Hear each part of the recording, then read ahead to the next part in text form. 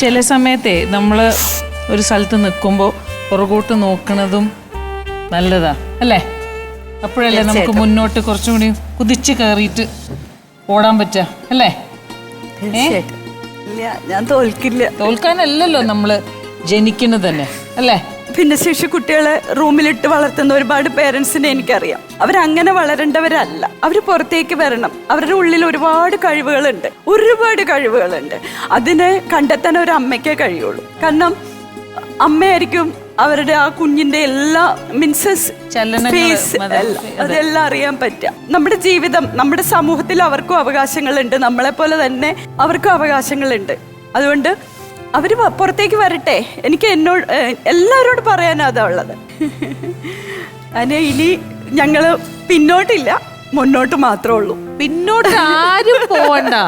പിന്നോട്ടിന് വേണ്ടിയിട്ടല്ലല്ലോ നമ്മളിവിടെ വരുന്നത്, മുന്നോട്ട് പോവാൻ വേണ്ടിയിട്ടാണ്. അതാണ് നമ്മൾ ഒരുപാട് അമ്മമാരെ കാണുന്ന ആൾക്കാരാണ്. പക്ഷെ ചില അമ്മമാരെ കാണുമ്പോഴാണ് നമുക്ക് മനസ്സിലാവുന്നത്, കുട്ടികളെ നമ്മൾ എപ്പോഴും പറയും ദൈവം തന്ന സമ്മാനമാണെന്ന് പറയുമെങ്കിലും പല അമ്മമാരുടെയും കഥകളിൽ ആ ദൈവം തന്ന സമ്മാനത്തിനെ ചെറിയ ചെറിയ കാര്യങ്ങളിൽ ഇത് ചെയ്യുക, അല്ലെങ്കിൽ കമ്പയർ ചെയ്യുക, അങ്ങനെ ചെയ്യുക, ഇങ്ങനെ ചെയ്യുക, അങ്ങനെ ഒരുപാട് പേരുണ്ട്. അല്ലെങ്കിൽ ആ കുഞ്ഞുങ്ങളെ ഇട്ടിട്ട് വേറെ സ്ഥലത്തേക്ക് ഓടിപ്പോവുക, കൊന്നിട്ട് ഓടിപ്പോവുക. അപ്പൊ അങ്ങനെയുള്ള ഒരു സമൂഹത്തിൽ അമ്മമാരുടെ മുന്നിൽ ഇങ്ങനെ ഒരു അമ്മയെ നമുക്ക് കാണാൻ പറ്റുന്നത് അതൊരു എന്താ പറയാ, വേറൊരു ദൈവം തന്നെയാണെന്ന് എനിക്ക് തോന്നി. ഇപ്പൊ ഞാൻ ആദ്യമായിട്ടാണ് ചേച്ചിയുടെ കഥകളൊക്കെ ഇങ്ങനെ കേട്ടതെങ്കിലും എന്തൊക്കെയോ കാര്യങ്ങളാണ് എൻ്റെ മനസ്സിലൂടെ പോയത്. ഞാൻ എപ്പോഴും വിചാരിക്കും ഇങ്ങനെയുള്ള ഒരുപാട് അമ്മമാരുണ്ട്, അവർക്ക് ഒരുപാട് ആയുസ്സും കൊടുക്കണേ ദൈവം എന്നാണ് ഞാൻ എപ്പോഴും പ്രാർത്ഥിക്കാറ്. ആൻഡ് ഗൗരി ഭയങ്കര ലക്കിയാണ് ഇങ്ങനെ ഒരു സ്ട്രോങ് അമ്മയെ കിട്ടിയത്. ഗൗരിക്ക് എന്താണ് നമ്മുടെ പ്രേക്ഷകരോട് പറയാനുള്ളത്? ഞാൻ ജനിച്ചപ്പം മുതൽ എൻ്റെ കൂടെ എന്നെ ഒരു ദിവസം പോലും മാറി നിൽക്കാതെ എൻ്റെ കൂടെ ഉള്ളതാണ് അമ്മ. എനിക്ക് അങ്ങനെ പ്രത്യേകിച്ച് അങ്ങനെ പറഞ്ഞു തരാനും പറയാനും അങ്ങനെയൊന്നും പറ്റുന്നില്ല. പക്ഷെ ഇന്നേ വരെ എൻ്റെ ലൈഫിൽ ഞാൻ പറയാത്തൊരു കാര്യം എനിക്ക് ഇന്ന് അമ്മയോട് പറയണം. എന്നെ ഇങ്ങനെ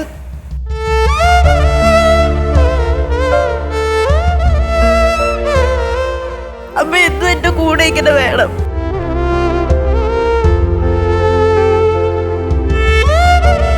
അമ്മ ഉണ്ടല്ലോ, അമ്മ എന്നും കൂടെ ഉണ്ട്.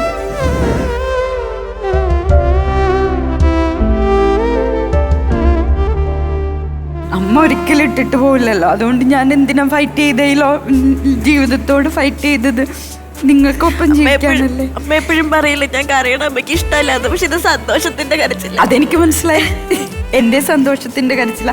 നമ്മളിവിടെ ഈ വേദിയിൽ നിൽക്കണത് പോലും എന്തിനാ? മറ്റുള്ളവർക്ക് നമ്മുടെ ലൈഫ് കൊണ്ട് ഒരു പ്രചോദനം ആവുകയാണെങ്കിൽ നമ്മൾ ഹാപ്പി അല്ലേ, നമ്മൾ ലക്കി അല്ലേ, അല്ലേ? അപ്പം നമ്മളിനി മുമ്പോട്ട് ഭയങ്കരമായിട്ട് പറക്കും. അപ്പം അമ്മയുണ്ടാവും, ഒപ്പം അച്ഛനുണ്ടാവും. അവിടെ നിശബ്ദനായിട്ട് വളരെ സൈലന്റ് ആയിട്ട് ഇതെല്ലാം കണ്ടിട്ട് ഇരിക്കുകയാണ്. അപ്പൊ നമുക്ക് അച്ഛനെയും ഇവിടെ വിളിക്കാം. പ്രദീപേട്ടനെ ഈ വേദിയിലേക്ക് നമ്മൾ സ്വാഗതം ചെയ്യാണ്.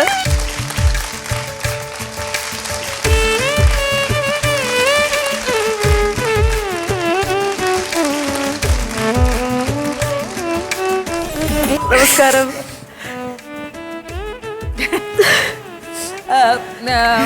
നമ്മളെപ്പോഴും ഇവിടെ പറയാറുണ്ടല്ലോ, നമുക്ക് ഫാമിലി സപ്പോർട്ട് ഉണ്ടെങ്കിൽ, അല്ലാതെ നമ്മുടെ പാർട്ട്ണറിൻ്റെ സപ്പോർട്ട് ഉണ്ടെങ്കിൽ നമുക്ക് എന്ത് വേണമെങ്കിലും തരണം ചെയ്യാമെന്ന്.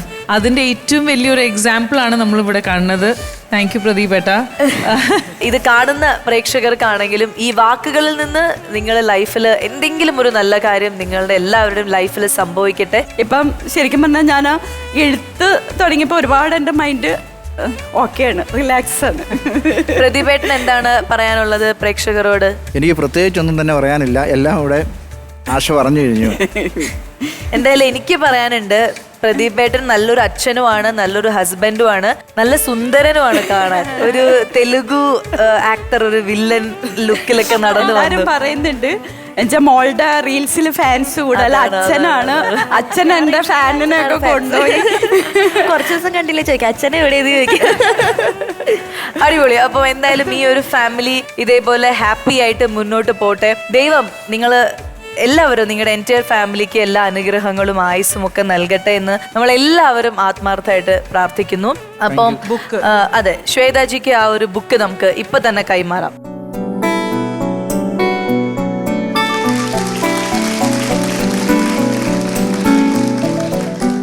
യെസ്, എനിക്കായി എന്നുള്ളൊരു ബുക്ക് നമ്മൾ ഇവിടെ എല്ലാവരും വായിക്കാൻ പോവാണ്. മോൾക്ക് വേണ്ടിയിട്ട് എഴുതിയതുകൊണ്ടാണ് എനിക്കായി.